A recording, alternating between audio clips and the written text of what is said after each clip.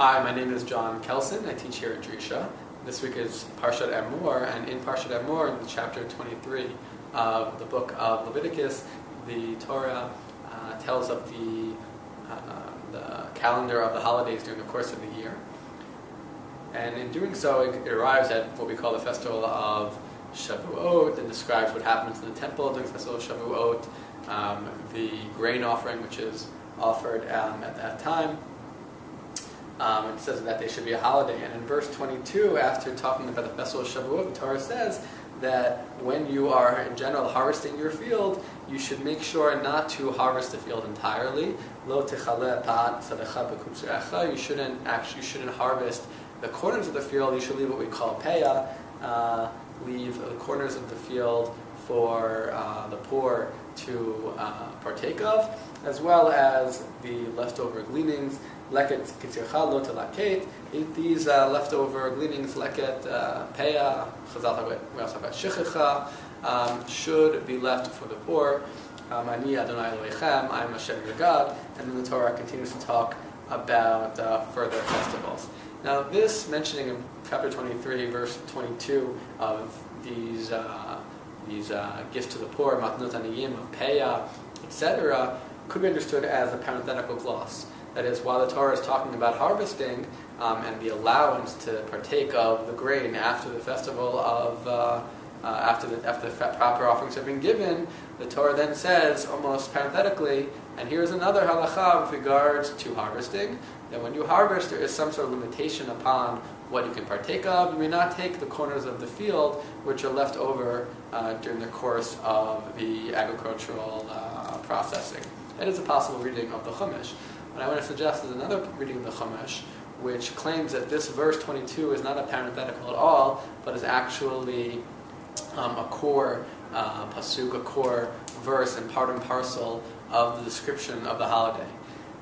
Meaning as follows: the Chumash is claiming here that part and parcel of what we call the kiyum, the fulfillment of Yom Tov, of the festival, is giving matnot aniyim, giving gifts, leaving parts of the harvest to those in need. Not as fulfillment of the laws of tzedakah or something along those lines, but rather as part and parcel of the fulfillment and the practice of observing Yom Tov. This is borne out as well, this notion, in a couple other sources.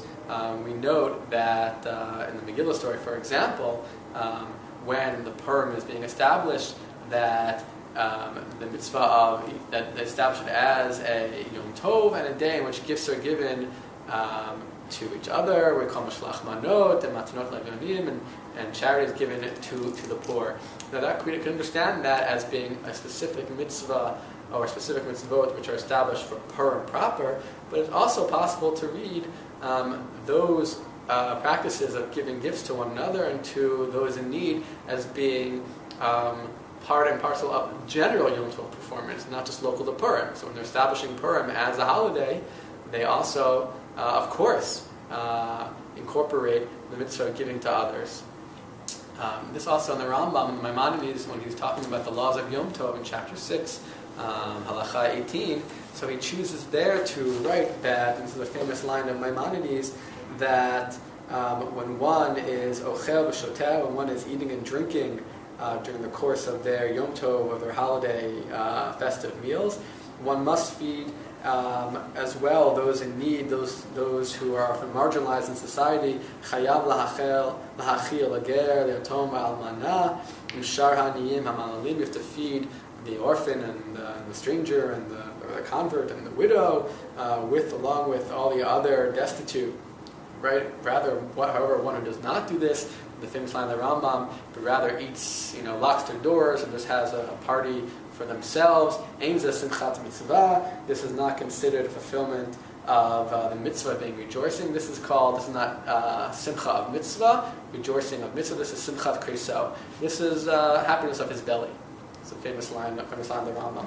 Now, why does the Rambam bring this up here? It seems like he's talking about, in general, the laws of Yom Tov. You could argue it's a parenthetical, little moralistic point in the midst, embedded in the midst of the laws of Yom Tov, but it's also possible that part and parcel of the Rambam's picture of a proper observance of Yom Tov is indeed inviting others to partake of one's meal, as in one framing, or another framing, payah, right?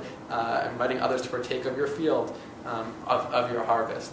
And indeed, this makes much sense. A part of the Yom Tov experience is connecting our individual lives to that of the people around us, of our community, both concurrently those who live with us alive and those in our past.